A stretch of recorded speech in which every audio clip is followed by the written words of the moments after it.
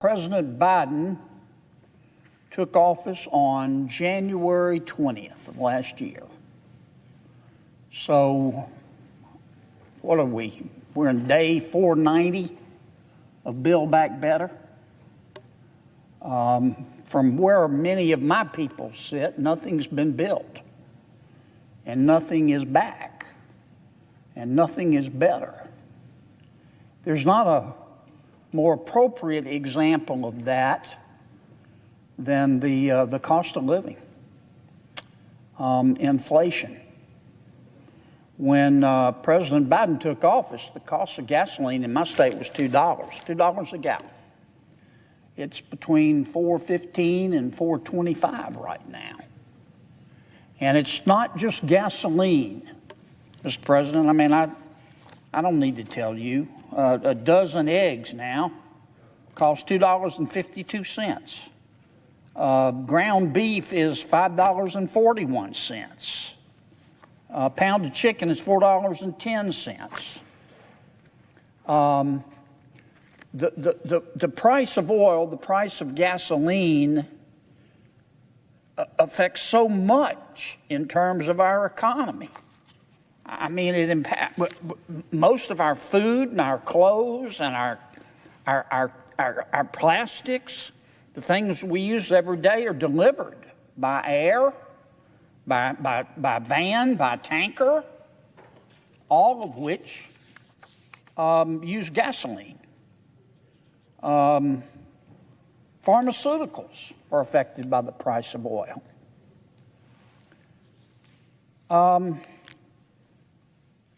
I don't think it's any secret that the Biden administration is trying to disrupt the production of oil in America. I think that's just a fact. We see it in the president canceling leases on federal lands in the Gulf of Mexico, in ANWR. We see it from the difficult regulatory environment for oil and gas producers. The president's just promulgated new rules for the National Environmental Protection Act. If those new rules come to fruition, it'll be impossible to open a new pipeline in America.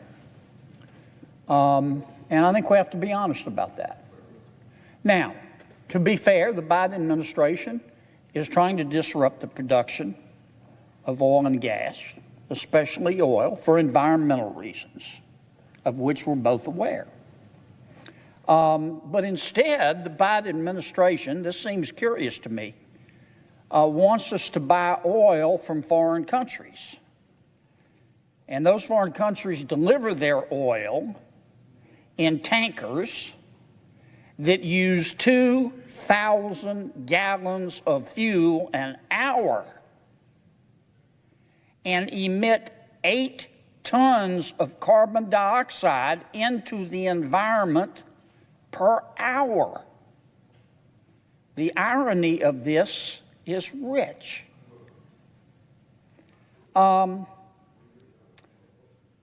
Inflation and oil.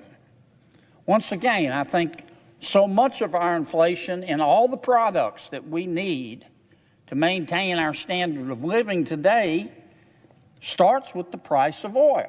Now, President Biden has said he has no control over the price of oil and therefore the price of gasoline. But Mr. President, you can't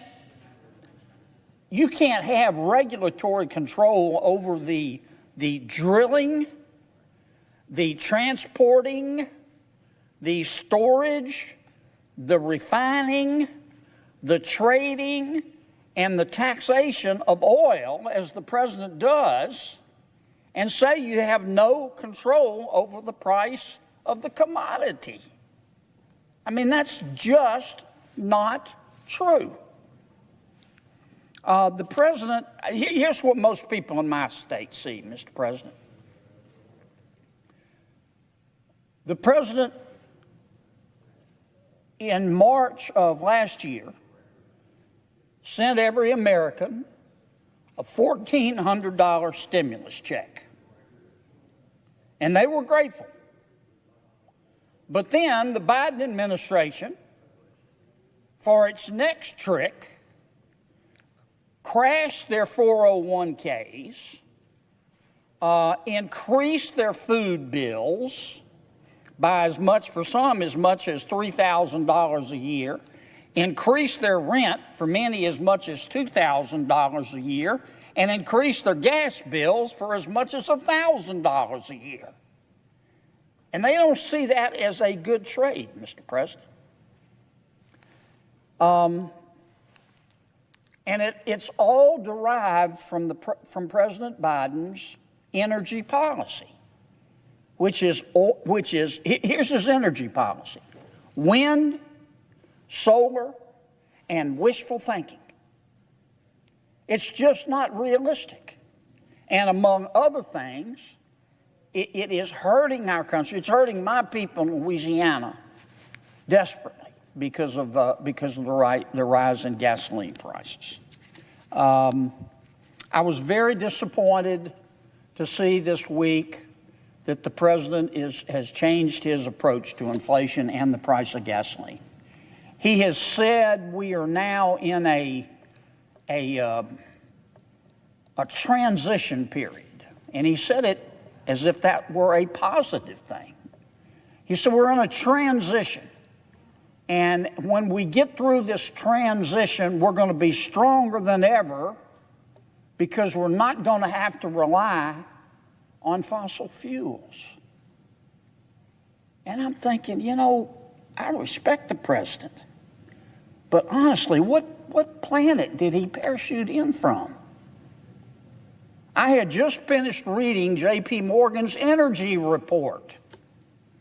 And J.P. Morgan, looking out until 2030, not 2050, 2030, just 8 years from now, said in 2030, at the rate we're going, the demand for energy in America will be 20% greater than the supply. You know what that's going to do to the price, Mr. President.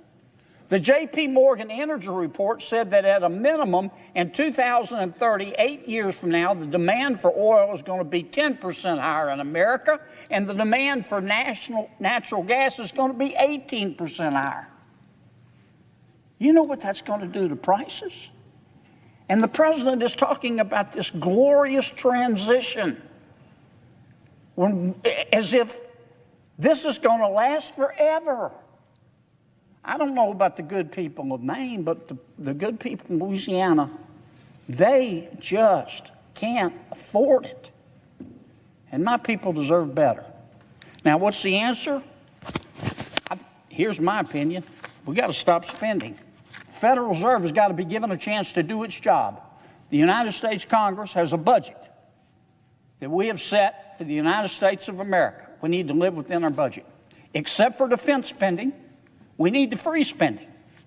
We need to freeze it and give the Federal Reserve a chance to get this inflation under control.